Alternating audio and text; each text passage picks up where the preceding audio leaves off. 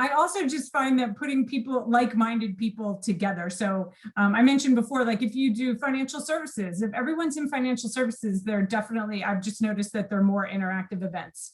Also similar titles, like we sell a lot to creative directors. And when all the creative directors or brand owners get together, they're more interactive. They have such common challenges. You know, I've even looked at this group, we have common challenges. That's why we're much more interactive. So I think, you know, going back to what we were saying about how great it is that we can be really broad about things, you know, I do think that people are much more interactive if they have commonality.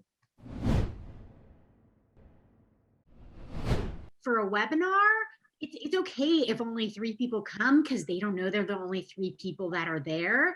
But for a VIP event, we may want to actually have more people and bodies in the room to make it look a little better, regardless of who they are, even if they're not in our target list, right? They're on the B list, they're on the C list, but we still have those 8 people in there. But yeah, for like this specific webinar, I don't have to have 1,000 people in there to make it look good. It looks good to you because you just like the number that I just gave you, but is it actually translating anything? So for me, ROI is really where it's at. And I'll always tell them, I'm like, yeah, for the cost of this, if we get 1 deal signed, it was worth it.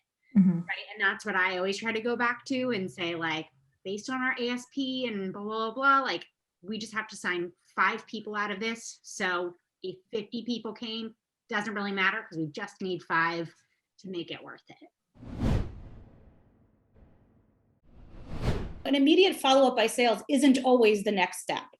And you know, certainly when we're doing things like our customer appreciation or congratulating a big prospect on some milestone, or even sometimes prospecting, the whole point is to create this connection, this emotional and this shared interest connection. And if we immediately go into the same kind of tactics and follow up as we do with a web seminar, we've kind of failed at that.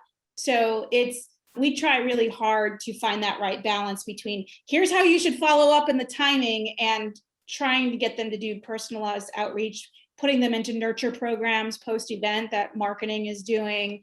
And again, it depends a little bit about what the actual activity an event is, but we rarely think of an event as its own thing independent of other things. It's usually part of email nurture or direct mail, you know, ongoing cadence with the tele follow-up, and we try to use it as a piece of the puzzle.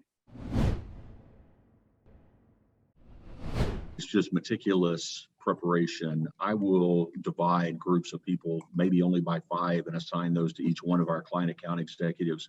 And their role is to prepare a 1-page summary on each person that is coming, so that we have valuable facts and information, what's important to them, what are challenges that they may be facing, just an exhaustive list that we know everything that we can and can be prepared as possible, and even anticipate what some of their questions may be.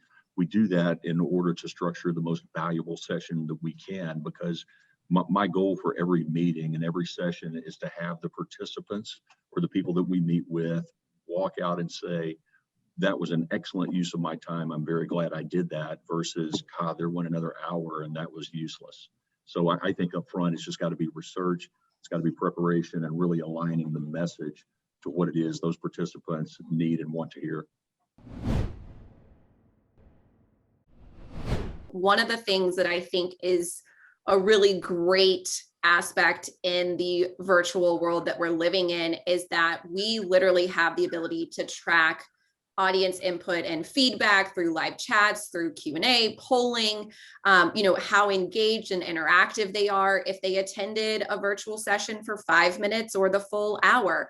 We have all of that readily accessible. So to Sarah's point, that hand-holding, I think, also includes those insights, and then ensuring that the sales team is going back, they're listening to replays, they're reading through all the information. So it's not just this blanketed follow-up, it's curated strategically to that person.